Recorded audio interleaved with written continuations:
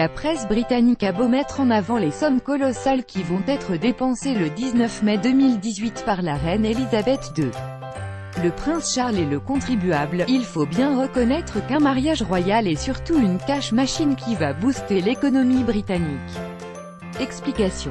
Ils vont tous y aller de leur poche, d'abord la reine Elisabeth II, qui réglera sur sa cassette personnelle le service religieux, les fleurs de la chapelle Saint-Georges du château de Windsor où se déroulera, devant 600 invités, la cérémonie, ainsi que toute la décoration, la musique et le lunch donné en début d'après-midi dans le hall Saint-Georges, habituellement réservé au grand dîner d'État, pour tous les gays présents à la messe.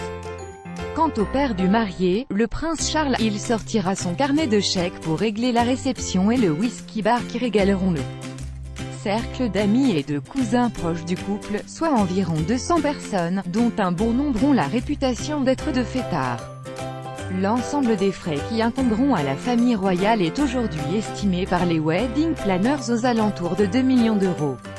Alors qu'en 2011, les parents de Kate Middleton avaient payé 285 000 € sa robe de mariée signée Sarah Burton pour la maison Alexander McQueen, c'est apparemment Meghan qui paiera la facture de la sienne, ses parents n'ayant aucune fortune personnelle. Mais le plus budget, soit 28 millions d'euros, sera évidemment consacré à la sécurité de ce mariage placé sous très haute surveillance.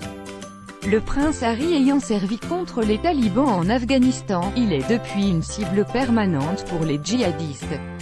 Quant à Meghan Markle, elle n'est pas à l'abri non plus.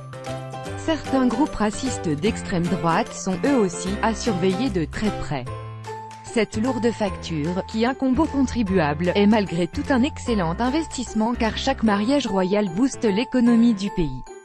En retombées indirectes, hôtellerie, restaurants, bars, souvenirs, attractivités du royaume, le mariage de Kate et William avait généré, en 2011, l'arrivée de 350 000 touristes supplémentaires et 2 milliards de profits.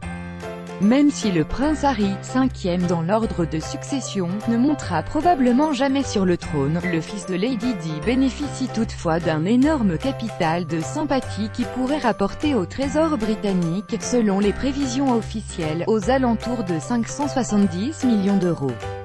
Un jackpot qui arrive à point nommé juste avant le Brexit, Crédit Photo, agence Best Image.